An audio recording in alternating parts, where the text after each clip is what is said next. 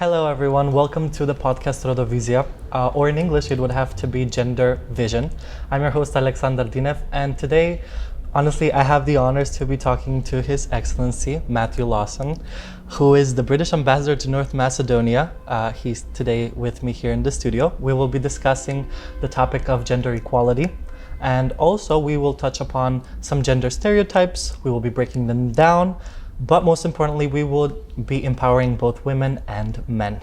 I just want to mention that this initiative does not only have the sole purpose of spreading awareness, but more so we want to take action. We want you to take action. So that's why Stella Network and NYCM has created a platform that is meant for all women and young girls who want to get free mentorship and advocating for equal opportunities, for women to take an active role in decision making and to achieve economic independence. Ambassador Matthew. Hi. How are we today? Good, thank you for being here. Thanks for having me on this excellent podcast. I'm delighted to be here. And it's great to be talking about a really important subject like gender equality. Yes, I agree. Well, we should dive in with the first question. For sure. Can you share with us how your personal and professional journey has led to you being such a strong advocate for gender equality, not only in the UK, but here in North Macedonia? Yeah, for sure. And thanks for the opportunity to come on your show. Look, I think for the British government, this is a really key policy for us. We have an international women and girls strategy set by our Foreign Secretary, so our big boss, from him down. And what that means that it is across the world, in every country, we have a goal to empower and support women to achieve their potential, and also to protect them from gender-based violence, which is a terrible scourge of many women in many different societies. So this is really about unleashing the potential of 50% of the world's population, including your viewers, to really be the person that they want to be. And I think that's absolutely vital, and so does our government. So my personal views and our government's policy align, I'm happy to say. That's good. Well, I assume with that there comes a lot of challenges, and that would have to be actually my next question. What are some challenges that you have encountered while trying to advance the gender equality in North Macedonia, and how have you worked with local stakeholders to address them? Yeah, thanks. So I think the first thing to say is that there's two components we work on. We work on empowering women and girls to achieve their potential, and you have a fantastic set of statistics from your own government agencies which suggest that women and girls are extremely highly educated and yet do not have the same representation in some parts of government, particularly in the upper echelons of business, particularly have good representation in Parliament, for example, but in the upper echelons of the civil service and business and in other walks of life, that women and girls tend not to be as well represented. That's the first thing. So we firmly believe, the British government firmly believes, and I firmly believe, that if 50% of the population of North Macedonia are women and girls, that those statistics, we can do better, right? We can get more women and girls to help them and support them to achieve their potential. Second issue is about protecting women and girls from violence. Now, gender-based violence, there's a horrific statistic, I think, that 50% of your young women and girls have at some point in their lives experienced gender-based violence in some form. Now that's too high, that's terribly high. And of course that's going to impact on the ability of women and girls, the confidence of women and girls to achieve their potential. So we have to support getting that terrible statistic down. In terms of what we're doing about it, we advocate for change. That's the first thing. We mainstream, this is a bit of development speak, so I'll unpack this for your viewers. All of our development programs are screened according to their impact by gender. So everything we do, we are conscious of trying to make sure that every program we run is focused and targeted on improving and supporting the lives of women and girls. That's the first thing.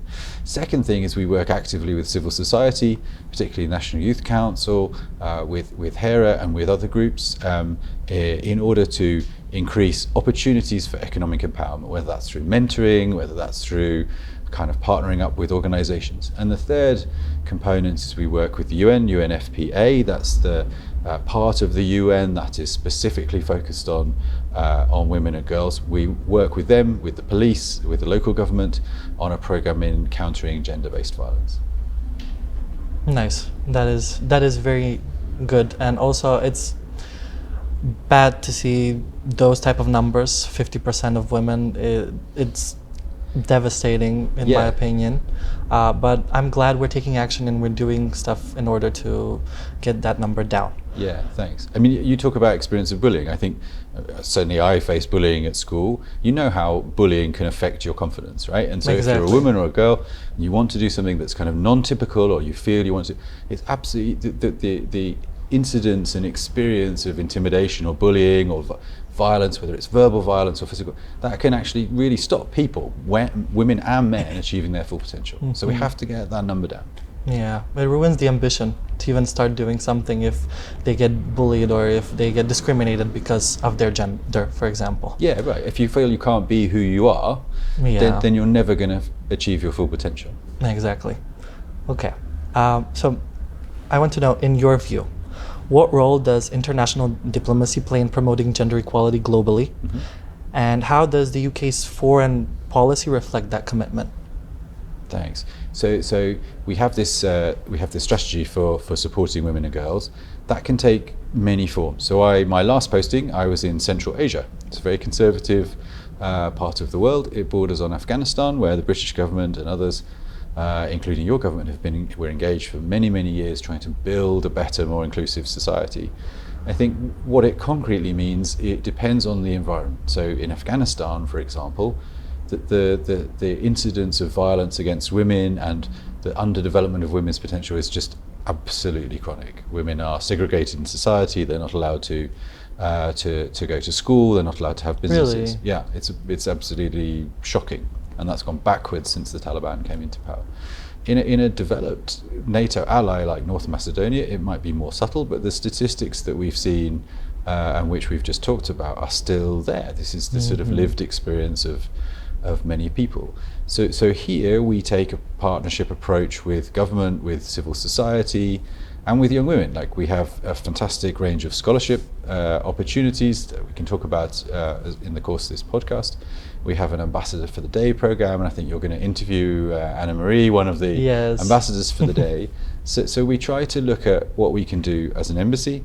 We try to look at what we can do as a diplomatic organisation, and of course we're trying to work with the grain of local culture and with the grain of local partnership. Mm-hmm. So that's what we're doing in every country, but it varies hugely how we do it and what we do depending on the context. Mm-hmm. Yeah, it's good that there are more opportunities, for example, for the Ambassador of the Day. That sounds like a lot of fun, and I'm glad that other people can be able to experience it. Yeah, thanks. I mean, I think Anna Marie and her colleague, who were our ambassadors for the day this year, had a good time. They learn a lot. I'm looking forward to the next competition, and we'll get some new ambassadors for next year. And I think actually in terms of our scholarship programs, we have, I think it's about 70% of them are actually taken up by women and girls, which is a fantastic figure. And that means that we are using our scholarship programs as well. That's Chevening. We have Chevening Cyber Fellowships. We have all kinds of support, and it's actually really inspiring to see women like young women like Anne Marie and others going into fields that are not traditionally associated with women and young girls. So what we call STEM, science, technology, education, maths, where all of our countries absolutely need those skills. So why not 50% of the population are inspired to take up those jobs? That's part of the scholarship program. Yes, and those end up to be one of the most beautiful stories at the end. Yeah, they're amazing stories. They're amazing stories and amazing people. And a shout out to our cyber Chevening fellows, many of whom are women working on cyber affairs, working on computing, working on cybersecurity. It's very cool actually to talk to them about their experiences. Nice. Well, as someone who has championed gender equality, what personal or professional challenges have shaped your approach on this issue? Mm-hmm. I think watching women in my own organization, also watching my wife and understanding that how things look from a woman's perspective. My wife is also in international affairs, and what may seem obvious to me as a man is definitely has a different perspective if you're a woman. So she's found a sort of very subtle form of discrimination because she's a woman throughout her career. You are treated differently, you're treated differently by male colleagues, you're not necessarily put up for the same types of opportunities. So I think watching the lived experience of women and girls around me has changed my perspective. Mm-hmm. And obviously that starts with family. Mm-hmm. I agree. I've also noticed it in my own personal experience with friends and even at school and colleagues and stuff like that. And it's definitely something that we should take into consideration when it comes to opportunities and discrimination and stuff like that. For sure. And I think it's really important that men engage on this issue as well. I think women are absolutely empowered and speak out about discrimination mm-hmm. and the need for equality. But I think also men have to do that too. I think that makes it a very powerful coalition. Mm-hmm. And I think that answers your first question as to why I'm doing it. Yes, I agree. I agree with everything that you said. So looking forward from now, let's say, what are some actions that we could take or key actions that you believe are critical in creating a gender equal world, and how can the UK and North Macedonia continue on collaborating in order to reach this goal? Mm-hmm. Thanks. So I think first of all, as we've said, I think stopping the incidence of violence against women, putting practical measures in legislation, putting practical support for people who've unfortunately suffered that kind of issue in their own lives. I think then listening carefully to what women and girls need in terms of economic empowerment and giving them the skills and the confidence to actually be able to live to their full potential. And in the British embassy case, that means offering scholarships. We have a large British business community here who I know are also living our values and are very interested in taking on highly qualified women and girls as a skilled entrance into their programs. So we try to build bridges with British business, and again looking at what development support through our program work we can do. I think also just advocating for the women and girls work, and I know that the new government has a number of women ministers who are passionate about this. I know the previous government had as well. So working with people who are passionate about change, who role model the change that we want to see, and trying to encourage them also to support women and girls to achieve the kinds of things that they have achieved in their own lives. I think those are some things that will be and are in fact making a positive difference. Yes, and stop normalizing it, because as we said, statistics show that it's normalized. Half of it's normalized because people take it as normal here. Absolutely. To be discriminating and to not be, let's say, giving all of these opportunities to women simply because they're women. Yeah, absolutely. And lastly, which is one of my favorite questions, is what are some rewarding or impactful moments of your work in gender equality so far? So I think the most exciting reception that I hold of the year is the Chevening reception. We got all our Chevening scholars together. And as I said, such a high proportion of our Chevening scholars are young women, or not only young women, but also women from all age groups. But actually to see and to have these conversations with these fantastically talented individuals from all walks of life, whether it's theatre, whether it's science and technology, whether it's cyber, to see the change that with the relatively small number of scholarships per year we can actually help people achieve their potential is really inspiring to watch. And I think hearing some of the success stories, like you're having these people on your podcast and having individual stories showing how this has mattered to people, how they've actually taken it into their own lives as a result of things that we've done, I find really inspiring. So I'm going to watch the podcast. I think this is one of the first episodes, and I would love to hear.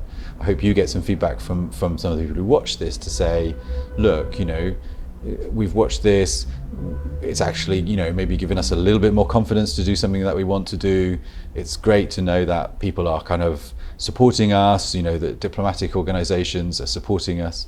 And I think that would be kind of cool, actually, to hear some stories of success, and I don't know, in a small way, that we've actually changed the lived experience for some of the people in this country. Yeah, talking about it more, and as I said, not only raising the awareness but also taking action is going to motivate definitely our listeners. And I'm glad that we got to talk about all of these amazing topics. I'm glad that you proudly and loudly spoke up and discussed all of these issues that we're having. And to our listeners, I hope that you found this episode inspirational. I hope you came to an idea on how you can help out your community, how you can step in and make a change. And thank you also for being our guest, and I hope to talk again. Thanks very much. It's been great to be on your show.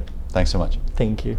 Thank you for watching and listening to our podcast, which is a part of the National Raising Awareness campaign called Be a Wonder Girl, in terms of the Project Equal Opportunities for Young Girls and Women in North Macedonia. The project is being implemented by the National Youth Council of Macedonia, together with Stella Network, and supported by the British Embassy in Skopje.